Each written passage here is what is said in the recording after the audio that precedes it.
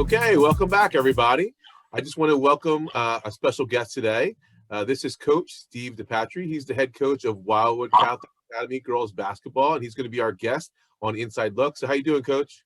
Great, Mike. Thanks for having me tonight. I appreciate it. Yeah, I'm very excited to have you. First of all, before we start, I just want to take a moment to publicly congratulate you on earning your 500th win. I know that we talked a little bit before, and it's just a testament to your dedication and just your love for the sport and for growing the sport. So we want to congratulate you, and the whole community of South Jersey really celebrates this milestone. So congratulations. Mike, thank you so much. I appreciate it. And, I'm very fortunate to have coached some great players and, been involved at some great schools over the years. Yeah, that's perfect. And I can't wait to talk about it. So let's just talk about your roots. Where'd you grow up? And let's talk about your family. Yeah, I grew up in Little Woodland, New Jersey. Went to Collingswood High School, graduated from Rutgers with a degree in history.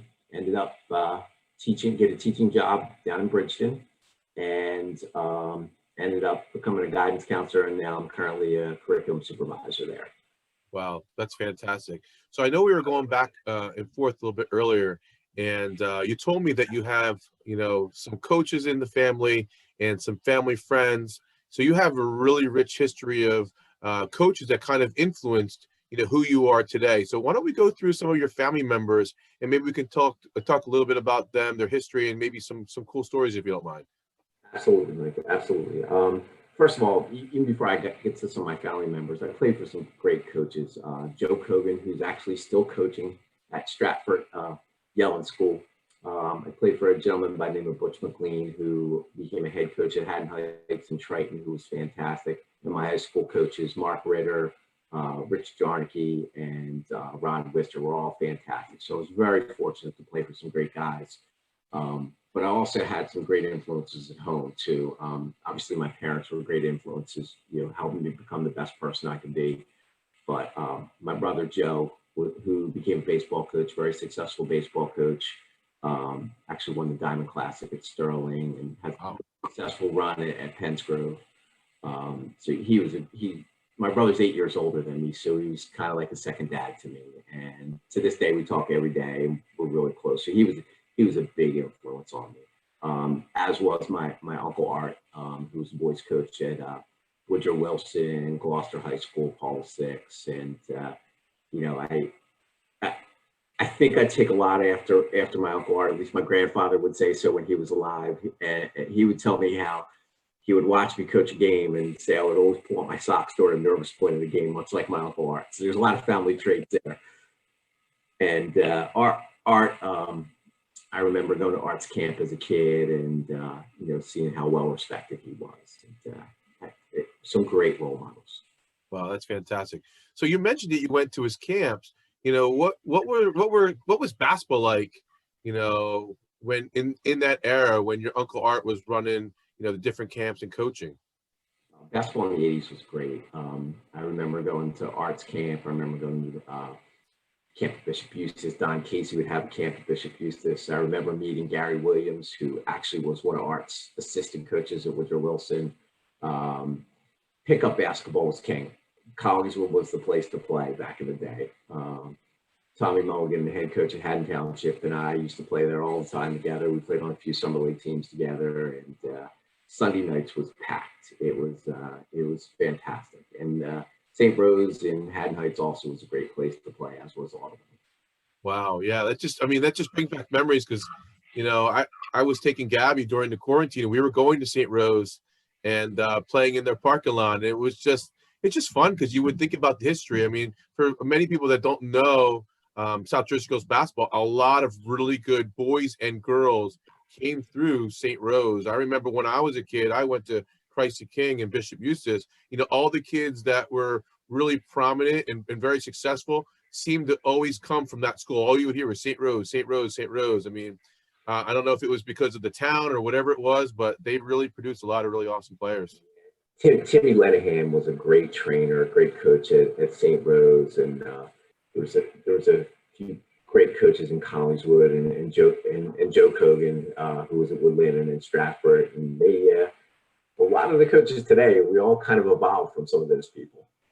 Yeah, it's amazing. I mean, these people were like pioneers, and they really left their fingerprint on the game, and now it's evolved. So, why don't you talk a little bit about if you have any stories, maybe of your uncle coaching, if you remember him coaching, Uncle Art.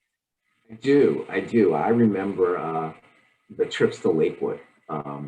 Lakewood was where the parochial semifinals would be for South Jersey each year. And I remember going up with my grandfather and my Aunt Sheila and a couple of our cousins and, meet my Uncle Rich up there and, just watching the great Paul 6 teams play, the great rivalry they had with Christian brothers. And, I always remember going to my grandparents' house and seeing pictures of my uncle coaching and clippings from the Inquirer and that sort of thing. And it built in me a desire to want to continue with that lifestyle and a role model for me. Wow, that's amazing. So is there any people that, your uncle coached that you would feel would be really pretty prominent that our listeners would know about? Well, Tommy Mulligan played for Art. He was Art's point guard, and we've been great friends ever since we were kids. And he won Art at Wild Paul 6. They won state championships in 1980 and 1983. Great story that I've heard secondhand. This was before I was alive, but he was the head coach at Woodrow Wilson. Left, and Gary Williams became his assistant. Gary Williams ended up going to Maryland and coaching at college and winning a national championship. And I remember Art would go down frequently to see Gary's teams play. And the 1971 state final, Art was then coaching at Gloucester, and he coached against Dick Vitale in the state final. Wow, that's pretty awesome. I mean, everybody knows Dick Vitale. Sure. He's been around for a long time and obviously a legend in the sport himself, which is fantastic. And just to say, you're around and you coached, against that person, I mean, that's just fantastic. So why don't you mention a little about your cousin, Tony Powers? You said that he was one of your coaches as well. You're one of your influences. Yeah, absolutely. Tony or Pud, as they would call him, was the head coach at Gloucester Catholic for years. And he also coached at Haddon Township. And his son now is the head coach of Gloucester Catholic as well. So I guess it kind of runs in the family. Quite a few of us have gotten involved in coaching. Wow, that's fantastic. And does your brother still coach now? My brother's not. He's actually a guidance counselor / administrator in the Gloucester School District. He coached up until 2005, and he had a great run at Pensgrove, and his best team was probably the team that won the Diamond Classic at Sterling. That was actually the year our Sacred Heart team won a state championship, and it was a pretty good year for both of us. Well, we're going to talk about that, which is fantastic. So how long have you been coaching? I started my first coaching job was 1993-94, Mike. I was a JV coach at Bridgeton for 4 years, and then I became the head coach at Sacred Heart in 1997-98. So I was at Sacred Heart for 16 years. Unfortunately, school closed, and I landed at Wildwood Catholic, and now this is my 8th season there. Wow. So we talked about a little bit earlier, but and I'd ask you the question that I'll ask you here is, did you always coach the girls, or did you coach the boys as well? I did always coach girls. When I was hired as a history teacher, and history, if anybody who's in education, they know history jobs aren't the easiest to get. I was fortunate enough to get hired, and I thought I would have an opportunity to coach boys, but there wasn't a position open with the boys, and I was offered to coach JV girls, and I kind of went kicking and screaming. I was like, do I really want to do this? But I'd gone to Collingswood, and when I was there, the Collingswood girls were pretty good, and I'm like, okay, maybe I'll give it a try, and I loved it. And we had a couple kids who were in middle school at the time, one being Cindy Wilkes, another being a girl by the name of Keisha Brown, who both became Division I players. And it really helped mold me and say, get into it. And we started doing camps and clinics with those kids. And Cindy's actually now the athletic director of Bridgeton, and her and a lot of my Sacred Heart players will still play in the West Chapter 5 Women's Summer League up at Rutgers Camden together. Oh, wow, that's fantastic. So let's talk a little bit about, how you became a head coach, and a little bit about, why you enjoy coaching and why you still enjoy coaching. Um, well, we had a lot of success with building the Bridgeton program, and I was coaching cross country at the time, and I was friends with the Sacred Heart cross country coach who was the scorekeeper at the girls' game. And we started talking after the game, and the girls' coach at the time was a guy by the name of Don Robbins, who's now the athletic director of Vineland High. And we started talking, and he asked me, he's like, "If you ever want to coach here, just let me know." And we started talking at the end of the season, and Jim Mogan, who was boys coach and friends with Art, knew the name and offered me the job actually on his last day as athletic director in June of 1997. I was 27 years old at the time. That's pretty awesome. It's been a passion ever since. It changes as you get older. You learn to compartmentalize and do things a little different. You work a little smarter rather than harder. But I still love it. I still love going to practice. I still love teaching. And I remember Art saying to me, he's like, "Steve, as long as you still love going to practice, keep doing it." He got to a point where he's like, practice started to become drudgery, and yeah, it's actually my favorite stuff. Well, I have to ask you, because you work in a different school district than you teach, which is a little bit different than most coaches for the most part. Are there any advantages to, not working in the school district or the school that you coach at?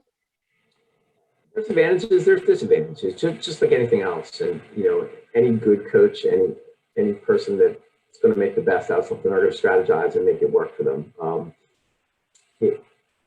Social media, cell phones, they make it easier to connect with your kids. Now, back in 1997, that wasn't necessarily the case.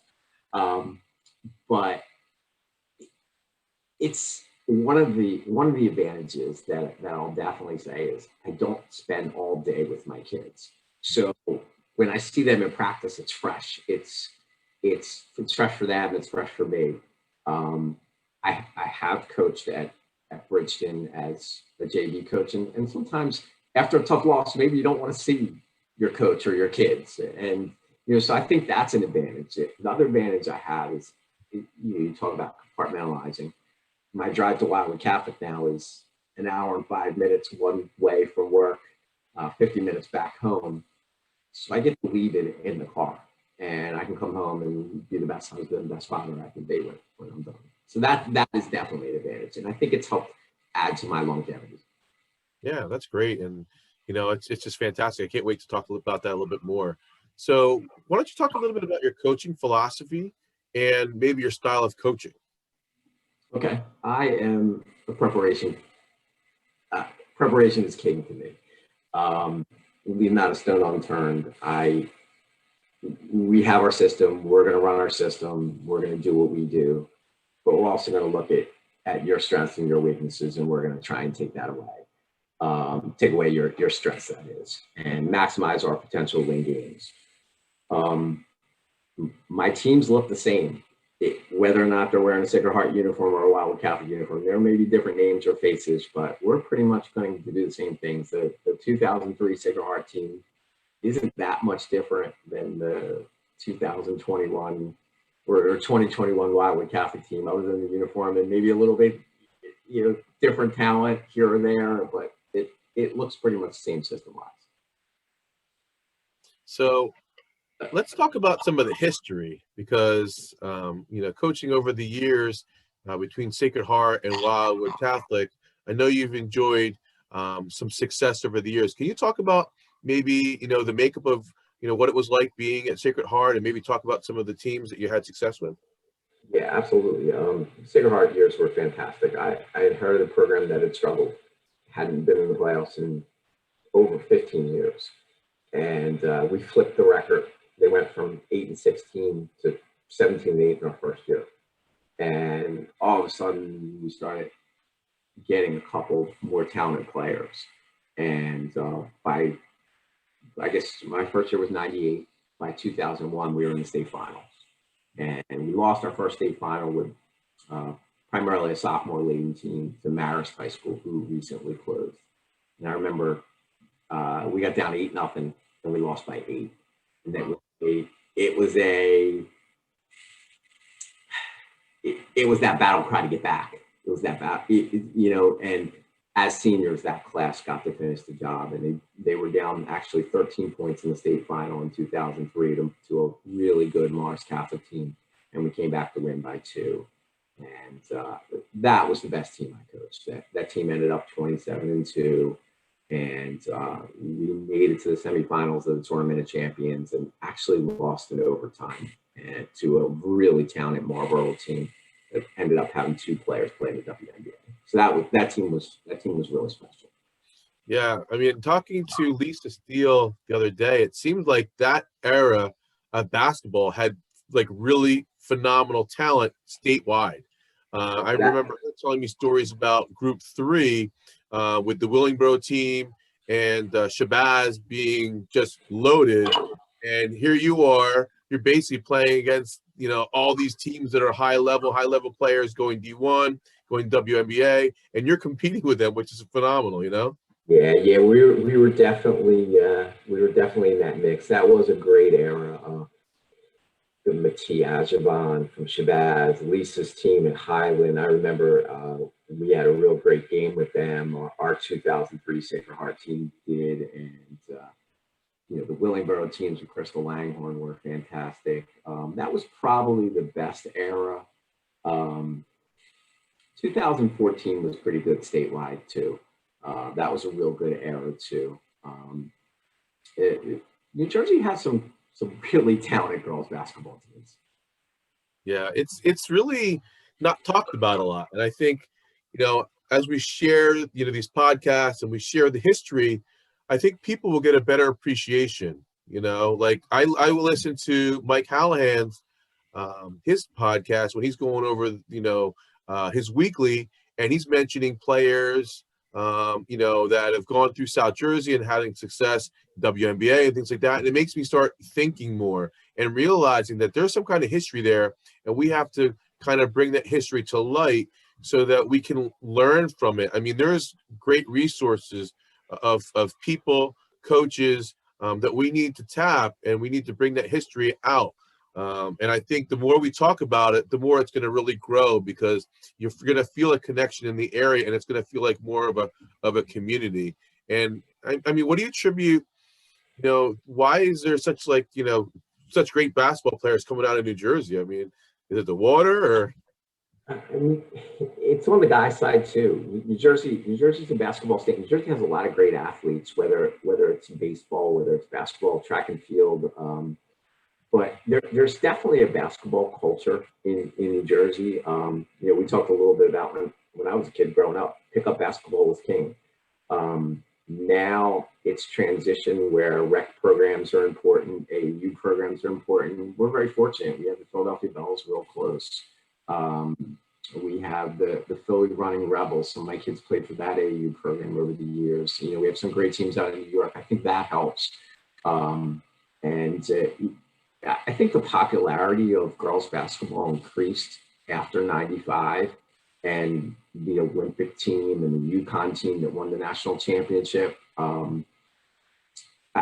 saw an uptick there. Like I said a few minutes ago, I went to Collingswood High, and our girls won a state championship in 1986, and it was talked about, but it wasn't to the level that some of the great teams in the late 90s and 2000s were. And I think women's basketball really took off right around that time.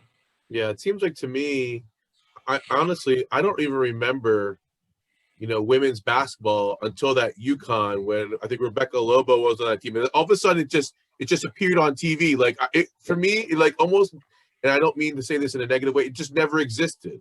It was never on TV. It was never publicized. But all of a sudden, one year they just were showing some key games here and there, and I remember that championship game, and the confetti's flying, they're cutting the nets, and it's just something that's so vivid in my head, and it sticks there. And I always wondered, well, there had to be sport before that. What happened? Where was it? Why was it not getting the press? The game got better, I think. It really did. I think when the girls' game switched to smaller ball, that helped. AAU programs became more prominent in the area. I think you started to see it more on cable TV. You started seeing success in the Olympics. And I think a lot of girls saw these women as role models. I remember New Jersey has a women's sports day.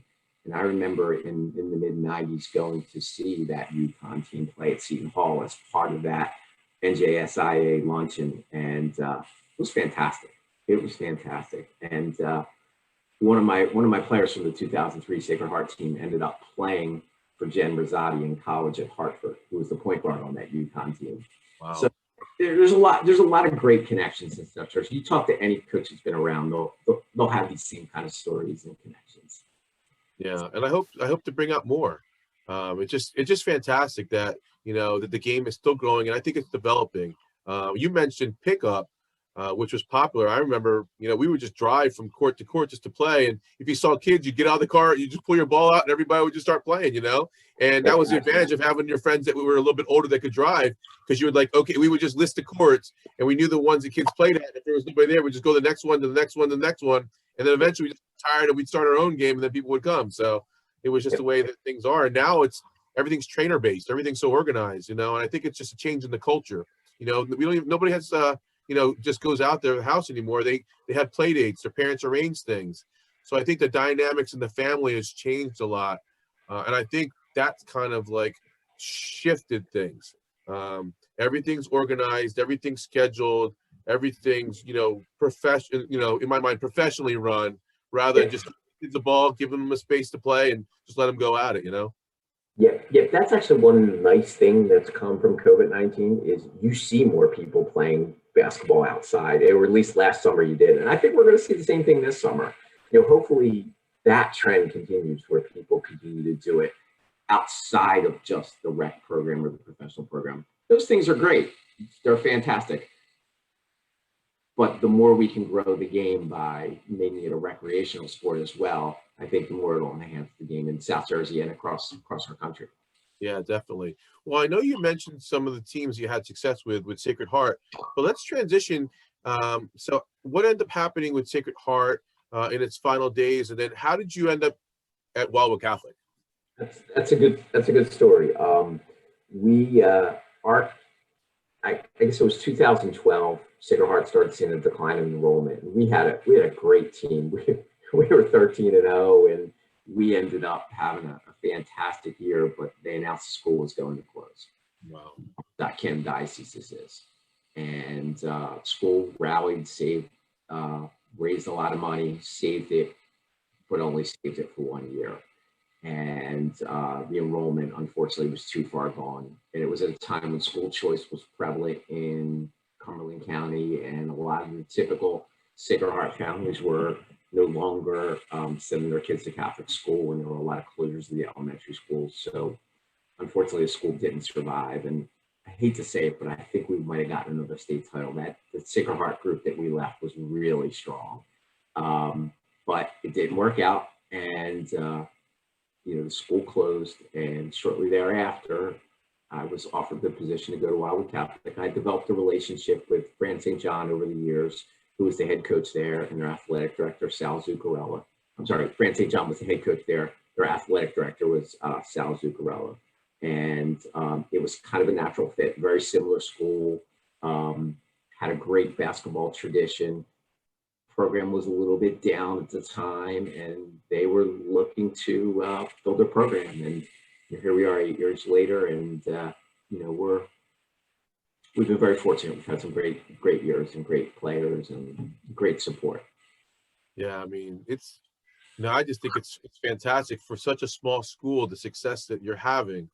Because I remember when I interviewed Mariana, she was going over the class size, and I'm like, how many kids are in the school? And she's like, oh, but when she was telling me the numbers, that's amazing to be able to compete with a lot of these schools who have, Cherokee has almost probably 2,000 kids at Cherokee. You know what I mean? Here's Wildwood Catholic, they probably have a couple hundred total in the school, and they're still competing. But I think the advantage for that is with such a small school, the kids get to play different sports, and they have opportunities to really shine. It was, what we talked about earlier, big fish, little pond. They become superstars at their high school, and they develop those relationships with their friends. So there's an advantage to being at that small school, and here you are working with these kids, and they're just competing at a high level, and they're just phenomenal. So, can you go over maybe, some of the teams you've had success with at Wildwood Catholic? Have you had some really, successful teams over the years? Yeah, absolutely. The first year we got to the Cape Atlantic League Championship game. We had a great player, Kennedy Johnson, who was with me at Sacred Heart. We won the Cape title at Sacred Heart together, and we got to the finals together at Catholic in our first year. That was a real strong Catholic team. We won a couple conference championships. Caitlin McMullen was the leading scorer in the Cape Atlantic League, 1,000-point scorer. She's one of our assistant coaches now. And last couple years with this current team, with Gabby Turco, who graduated last year, and our fantastic senior class this year with Aaliyah Gray Rivera, Lauren McCallion, and Mariana, and Kimmy Cassiella, who's been with us the last few years as well. We've had a lot of success the last few years. Yeah, I mean, you just have a nice core, and I just love the atmosphere. It was funny. When everything was gonna close and there was that threat of closing, of course, here's Harula, she's rallying the troops, and she's getting everybody behind Wildwood Catholic, and I was a big supporter. I really believed in it. I loved the families. I mean, we've gotten a chance to know some of the families. Last summer we got a chance to sit down with Harula and Mariana, and I'll tell you what, the thing I like about the people at Wildwood Catholic is they treat you like family. Like you see these families, and you kind of like you know each other here and there, but like anytime we've ever gone to see Harula or Mariana, they've always been so accommodating and so friendly. It's just a great atmosphere, and I just love that atmosphere at Wildwood. We were just so fortunate to be able to come. I mean, and I know last year Gabby was able to play some pickup ball, and she played with Gabby Turco, and it was great. I mean, Gabby Turco was just such a sweet young lady, very nice, very friendly. And I have to say, like, down in Wildwood, there's kids that are going, that are working there for the summer that are playing basketball. There's some legit players that are going there. And I think that's like a hidden gem, Yeah. And there's a culture of basketball down there, kind of like we talked about with pickup. Like the kids, there's rec centers where kids can go play. There's courts where kids can go shoot, and those things are important if you want to have avenues for success for kids. And those are certainly things that grow the game. And rec programs down there, and the family atmosphere. You're right about the family atmosphere. I mean, think about it this way: I was coaching at a rival school that played Wildwood Catholic every year, and they accepted me like family within minutes. And I've been very fortunate. Yeah, you fit right in, and then it's like it was like seamless. It was a seamless transition. You went from having success at one school, and you brought the culture and brought the success with you, and here you are today. So let's maybe talk about last year's team, last year's success, and then pre-COVID, and then we'll talk about COVID as well. So why don't you talk about maybe your expectations going into the season last year, knowing that the team that you had and the players that you had. Yeah, we thought we could compete with anybody in South Jersey last year, and we were looking forward to the season with Gab being a senior, and her toughness and her fire, and Mariana being the smooth player, and we thought it was going to be a really good year. And the biggest thing, and you hit on it a second ago, is your culture, your team culture. And we developed that workman-like culture where we were going to approach everything with a growth mindset and be the best version that we could be. And that team really bought into that. And it led to a lot of success on the court. We beat some great teams. The year prior, we beat Gill St. Bernard's, which was a fantastic win for a little school like Sacred Heart, like Wildwood Catholic, excuse me. The last game at Sacred Heart we played against up at Gill, we lost in overtime. Still one of those ones. It's still one of those ones that bothers me that you remember. But we had a great win against Gill, our Wildwood Catholic team, and we were looking forward to a great year last year, and it certainly was. It certainly was. So, do you have any games or a game that really stands out in your mind that you really feel that was like a key to your success or really defined your team or the season? Well, our win last year against Middle Township was fantastic. It was a packed gym. Media across the state was there, and there were face painters everywhere in the crowd. And Gab ended up hitting a shot within the last 10 seconds of the game to win the game. We won by 2, and it was quite an atmosphere.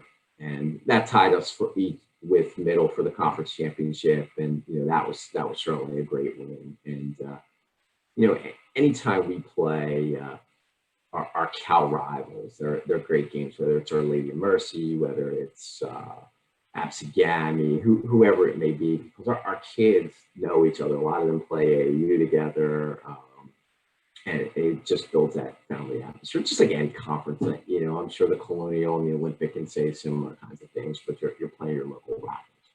Yeah, that's fantastic. So I guess at this point, man, I just love your stories, and I love the history. To me is really what stands out in my mind, and I know that a lot of things that happen kind of shape you as a coach, and you kind of learn from one group and you bring it to the next, and you brought that experience to this Wildwood Catholic team. So, what is making it special for you being at Wildwood Catholic now that you're out of district, you're driving the 50 minutes, like what do you love most about being with this group of kids in this school? Well, first it's my kids. Like, you can't coach unless you love your kids and have a relationship with them that's not just about X's and O's, but you care about them outside the court. So you have to have that. And if I didn't have that, or if I felt that were lost, or I didn't have the connection with my team, I probably wouldn't continue to do it, because that's paramount. Then there's the love of the game, and the love of preparation, and the love of teaching. And if you spend any time with me, I like to compete. So there's that factor as well. And I do like to drive, Mike. I'll say that. Like, I enjoy that drive down there, put my radio on and relax a little bit, which is nice. Yeah, it gives you a chance to kind of decompress. Gives you, you can catch up on anything you want, get some audio books, listen to some podcasts, or just clear your head after a long day. I mean, I guess that's the advantage of coaching outside of the district you work in. There's a separation that when that day is done in Bridgeton, you start a new day, and whatever happened, you have something positive to look forward to, because it's a whole new situation, a whole new environment, and whole new kids, and it's just something that you can enjoy. So I know you mentioned earlier, the atmosphere of the game in games such as, Middle Township. I mean, do you think that what's the atmosphere now that there's not as many fans, in the stands versus before? And is it different? Is it weird, or have you gotten used to it? I think if you talk to any coach out there, this is the most unique season that we've ever coached. Between warming up with masks on and temperature checks and no fans, to are they going to let fans in? And those things are unique upon itself. And then our situation's been so unique because the Cape Atlantic League, the way they aligned us for this year was to keep us geographically close, and right.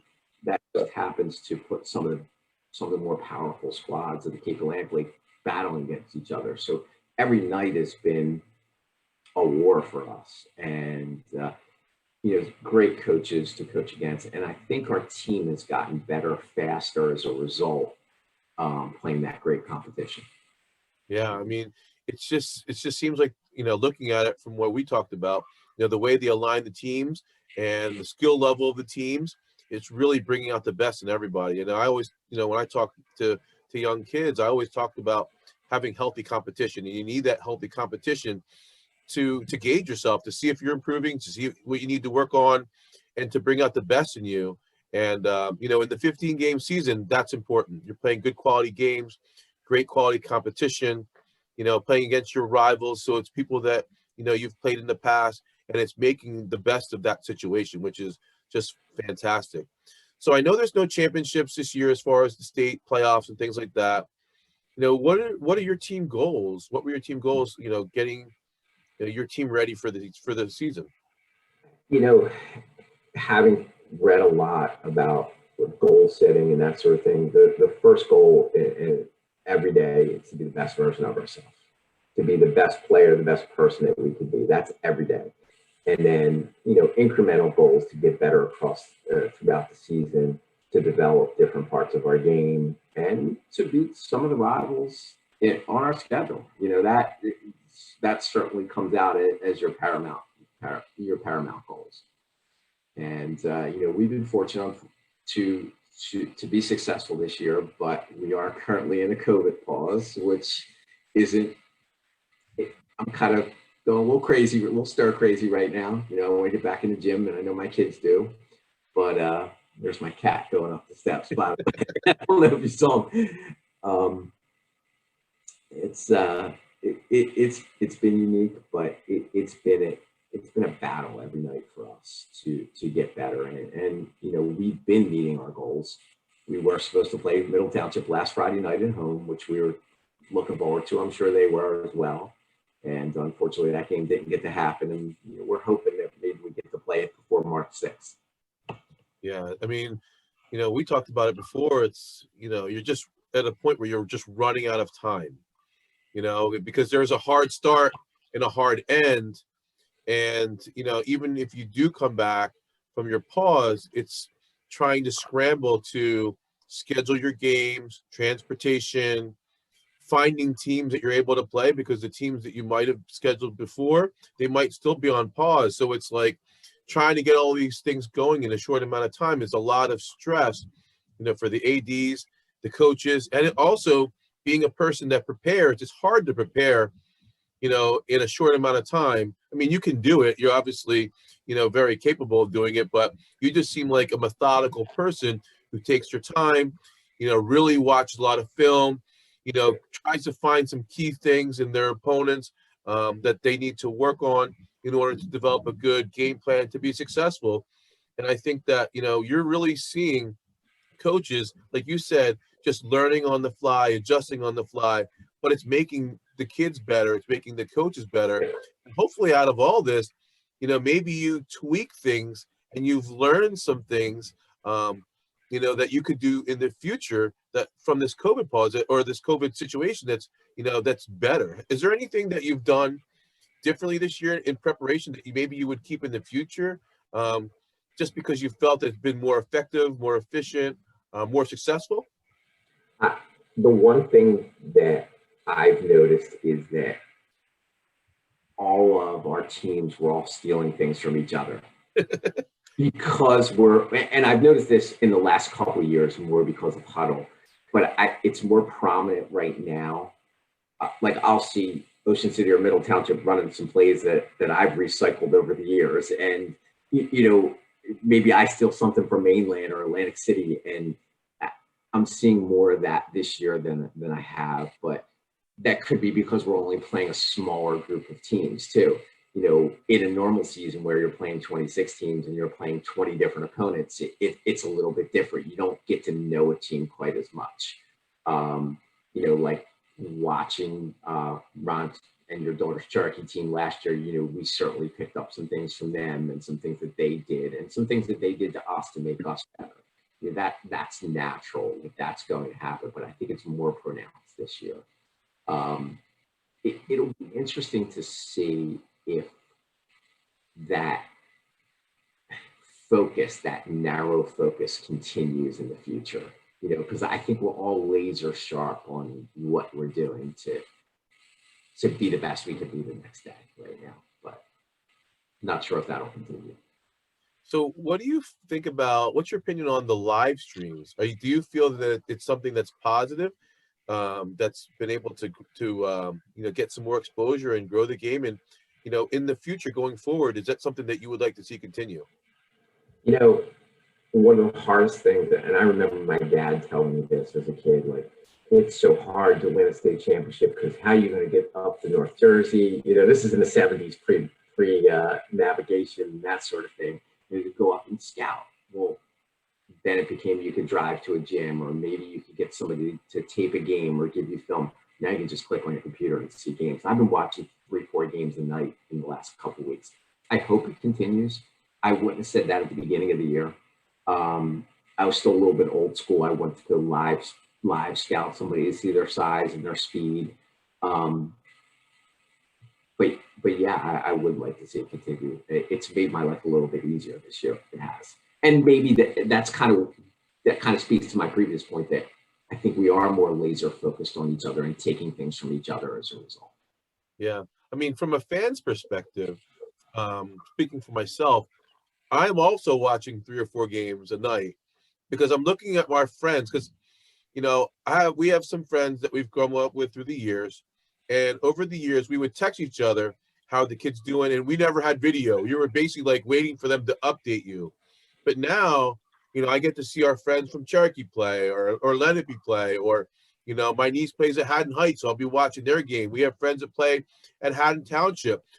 We have friends that play at Haddonfield. So the best thing for me is I've just subscribed to all the channels, and when I turn on YouTube, if there's a live game, I'm putting that thing on. So I'm not watching TV anymore. I'm basically watching, South Jersey girls basketball. And it's funny because the more I watch, the more I want to watch, and it sucks me in more. I'm like, oh, I want to see the next game. I want to see this game. I'm looking for key matchups. So for me as a fan, it's drawing me in more. Yeah, and you talk about different ways the game could grow. That is a way, because now that 8-year-old girl that's maybe sitting next to you is watching that high school girl play, and she wants to be her someday. And it also is going to help make coaches better, basically because what I was just talking about, because we're seeing what other coaches are doing, and we can pick up things from each other. So there's a lot of benefits to it. I don't know if it'll continue, for cost purposes, but I hope that it does. Yeah. I mean, to me, it only makes sense to do it because before, if you're thinking from a coaching perspective, now you have to have your JV player or whoever's there, coach, sit there with an iPad the whole game, track the movement. Sometimes they have terrible angles. Sometimes people are walking in front of the film because of where the camera's, situated. Sometimes you hear all talking or, the person's not paying attention, so you miss some key parts of the plays. So and then they have to upload it. So you're saving man hours. I mean, and really the cost is the camera. Once you've invested in the infrastructure itself, the camera, the cables, and everything's set, then it's just basically just turn and go, and you can have it run from here on out, just as long as there's, no problem with the internet. I mean, you can have it. I mean, to me, one of the best things, and I've said this before, is knowing that there's fans from across not only New Jersey, but across parts of the country that are watching your kids play. Think about if you have coaches that want to see your kids that are scouting them for possible, playing in college. Now you have colleges watching from, we had BU watching, the Terrians have family in Canada. I have a cousin in Montreal. They were texting me that they're watching, and they're getting excited about it. They never knew about South Jersey girls basketball, but, they're tuned in and they're watching. So I think we're growing the sport not only in South Jersey, but across the area. We're growing fans too, which is fantastic. So I would love to see it continue. Yeah, I hope so, Mike. I hope that it does. I've talked to a couple athletic directors, and they seem to be in favor of that. So, we'll see. We'll see where we are a year from now. Hopefully, we're out of this COVID situation a year from now. That sounds good. Yeah, definitely out of this COVID situation and back to life as normal. So, let's get ready to wrap things up a little bit with the team, and then we'll talk about, South Jersey girls basketball. So here you are, day in and day out, you're preparing your team.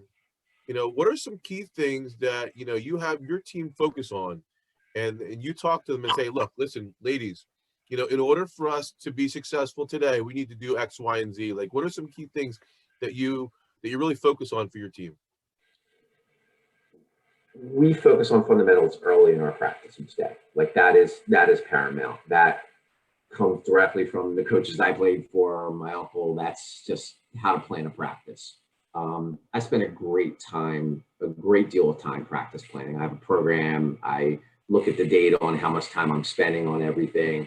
And each day I'll focus with my team on a new skill or something we want to really focus on, whether it's screening that day, whether it's passing that day, but a feature of that practice. Because if you try and go too global and not laser sharp on your focus, you end up losing some things. And if we work on the parts every day, but we'll be really focused on one particular thing each day. And if we have a game against Atlantic City, maybe we're working on boxing out because they're a really good rebounding team, or maybe we're getting ready to play Ocean City and they work with ball screens, so we're drilling up the ball screens, or we're playing a great team like Cherokee and we're working on our post defense, and or maybe we're getting our zone ready because we feel we can't man that team up. It changes day to day, but fundamentals and our system is paramount each day. Something I wanted to get back to. I remember that you said you had an assistant coach there who used to be the head coach and is now part of the staff. Can you talk about, what it's like to have a person, first of all, that has a connection to the school, has a rich history with the school, that's on your bench? It's such a plus for me. Like I said, when I first went to Wildwood Catholic, I was the outsider. And Fran St. John, who was not the previous head coach to me, but the one prior, he and I had coached against one another, wanted to be on staff and wanted to coach with me. And he's coached for over 50 years. He's been a boys coach there. He went over 300 games as a boys coach. He was friends with my uncle. He was friends with Jim Mogan, who hired me at Sacred Heart. And we competed against one another. And then he joined my staff. So he gave me that instant credibility and connection at Wildwood Catholic. And our relationship has grown over the years. And, when I would come down as an opposing coach, we would always sit next to each other during the JV games and chit chat and, become friends. And, he's an elderly gentleman now, but he still wants to be around and wants to be part of it.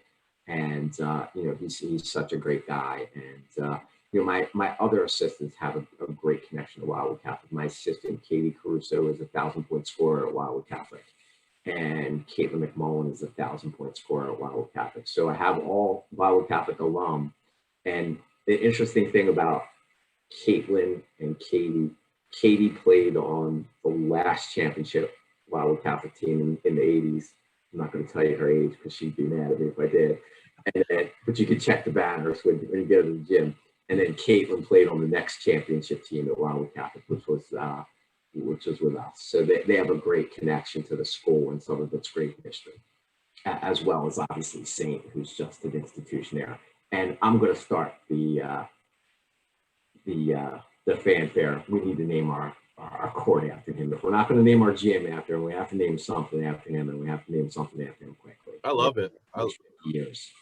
Yeah, I think it's a fantastic idea. I think things like that, number one, doing it for somebody and recognizing them for a lifetime of achievement, it should be done. But then also, it's always going to draw interest because people are going to wonder, who is this person that the gym's named after? And it's always going to come back. And I think it speaks to the history of the school, which is fantastic. So I'm going to ask you maybe one more question, then we'll get ready to wrap things up. So here you are, the diocese says, all right, there's a couple key schools on the chopping block, and I'm sure, you read the paper and you're like, oh no, here's Wildwood Catholic. What did you feel at that moment? And, was there any points where you were kind of like nervous or scared that, a second school that you're at was going to close? Yeah. Well, Mariana was the first one to call me. I was working that day. It was right after spring break, and she was obviously upset, and she's like, Coach, what are we going to do? How are we going to handle this? I'm like, all right, let's get the letter. Let's figure out a game plan. And I'll be honest, Mike, when I read the letter, I thought that there was a possibility that Wildwood Catholic could be saved because of the support of the school and the powerful alumni that they have, and based on the reasons stated in the letter from the diocese. But you never know. Yeah. You never know. And, I kept faith that the school would remain open, that we would get the chance to play again with this group. And it's my understanding the school's in great shape now. And we're looking forward to years to come. We have a great program there, and we have a great freshman class, and we're just looking forward to continuing it. Yeah, I mean, I actually would be sporting my sweatshirt and my tumbler, but anything I bring home, my kids have stolen. So I never had a drink out of the tumbler. I bought 2 tumblers thinking that, all right, one will be for myself, one will be for my wife. I've never taken a drink out of them. I wore my sweatshirt one time, and then when I went to go look in the closet, it's gone. And then I see Gabby walking around the house wearing a sweatshirt, so I don't have a sweatshirt now either. So I got to hit up Arula again because I need more apparel, because that's like my second home. I love Wildwood Catholic, Oh, that's great. My daughter does the same thing to me. She steals all my Wildwood Catholic gear. I'm lucky I have this one polo, this hoodie. That's pretty much the only thing I have, because she takes everything else. And you have to do me a favor when you talk to Ron. And I don't know if Ron will remember this, but when I was in high school, we used to scrimmage Ron's Rancocas Valley teams. And I've never spoken to him about this, but I was a senior in high school, and he had a guy by the name of Alonzo Spielman, who ended up playing the NFL and was a backer for the Bears. Yep. I took a charge on Alonzo Spielman and hit my head on the floor. And I think I was pretty concussed for a while. That may be why I'm a little loopy from time to time. But ask Ron if he remembers that. I'm not going to send him a message on Twitter or text him a message. Just ask him if he remembers that. Crazy kid from college who taking a charge. I'll have to ask him, because, I mean, just the fact you stood in front of a freight train that was going 100 miles a minute. I mean, that guy, he was a beast playing football. So I can only imagine he was probably the same on the basketball court. He was. I remember seeing stars pretty good, Mike. Oh my gosh, that's just a crazy story. So, all right, here we are. We're at the end of our interview.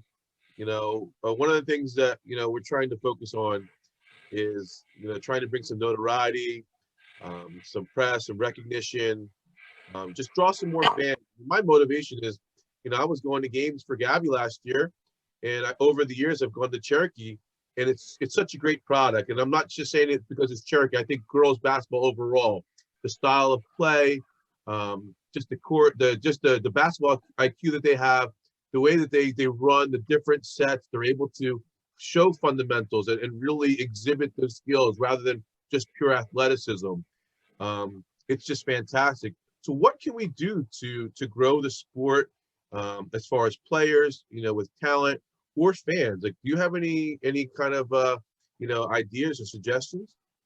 Absolutely.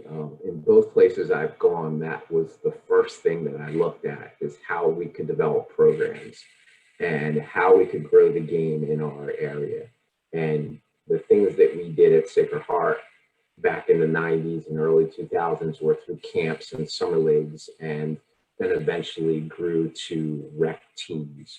At Wildwood Catholic, we're doing similar kinds of things, but also promoting the game where we just play man-to-man at the youth levels.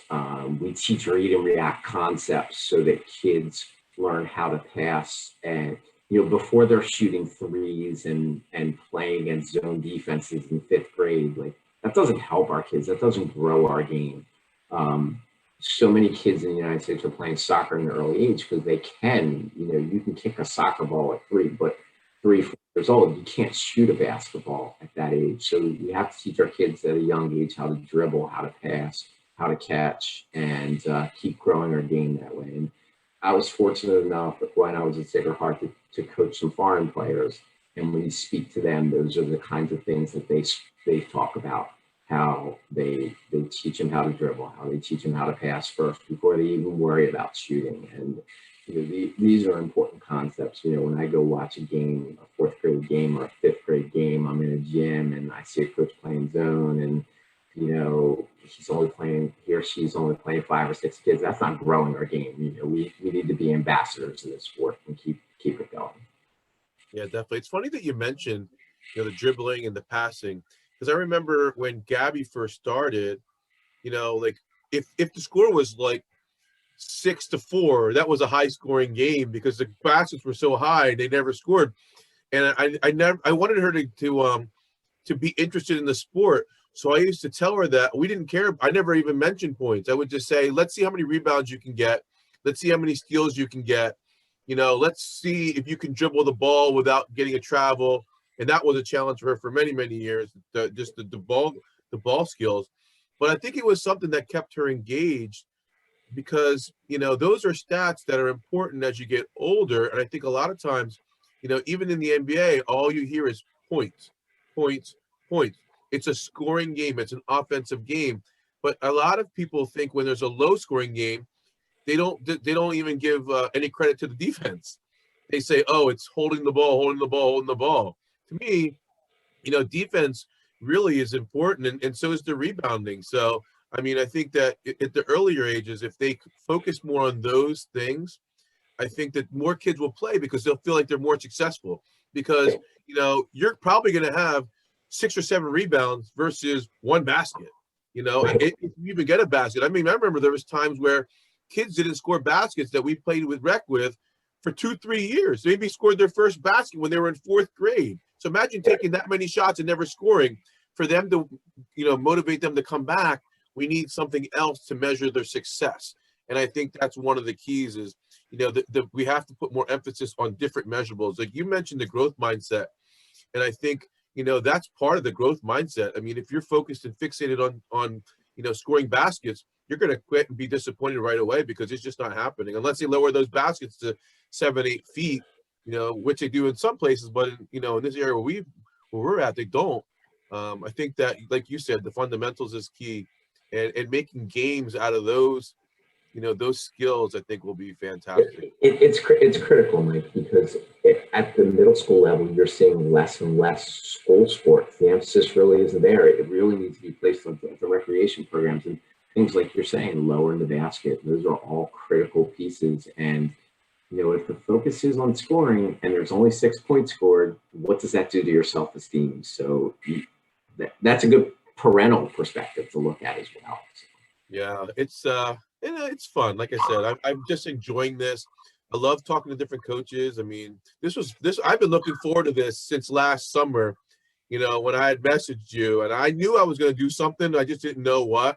So I've been really looking forward to it because I feel like you can learn from the people around you, and like the stories that you tell. I mean, hopefully they inspire, you know, other coaches, but also players as well. You know, and like you said, like that little 5th grader that's watching the live stream, hopefully she's going to be the player that we're watching on the court because she's watched the live stream, she's coming to the games, you know, she's, you know, doing the fundamentals, and she's really, really just developing, and we're inspiring them. And I think that's what I love to do. I want to inspire these young people, and this is just fun for me. I mean, I have so many hours in a day, and I'd rather do it doing something I enjoy. And I love people. I love kids. So this just fits in, and it just happens to be about basketball, and my kids enjoy that. You know, I get out of their hair, so you know they're pretty happy. I'll tell you what, this has been phenomenal, and I really wish you success. I wish you good luck. I know that you're on a pause right now, but I just hope you get maybe that last end of the season so that you can, you know, your seniors can play, you know, that last game or so, and they can really just go out and just leave it on the court. You know what I mean? I don't want it to be taken away from them, you know? And that's what we're hoping for. Just to get back on that court at least one last time. You know, Mariana's 49 points away from our school record that has stood since the 90s, and you know we would love for her to have that opportunity to break that and have our seniors have their senior night and their just due. You know, they've been such a big part of our program, but you know, we're just keeping my faith that we're going to get back out there. Well, I mean, everything that you've prayed about and we're, you know, truly had the faith about, it's happened. You know, the school is going to be closed. Here you are, you're playing. So I think if we all continue to have faith and, you know, we just kind of believe that we're going to have that opportunity, that you're going to have that opportunity, it's going to happen. And like I said, I would love to see that happen. I can't wait to watch the live stream and be a part of it too. So that's the greatest thing. I can do it from the comfort of my home. So just want to say thank you. Oh, thanks for having me, Mike. I really appreciate it. And, you know, this is a great thing that you're doing for our girls and, you know, South Jersey as a whole. Really appreciate it on behalf of many coaches. Thank you, Coach. Take care, okay? Thank you, Dale. Be well.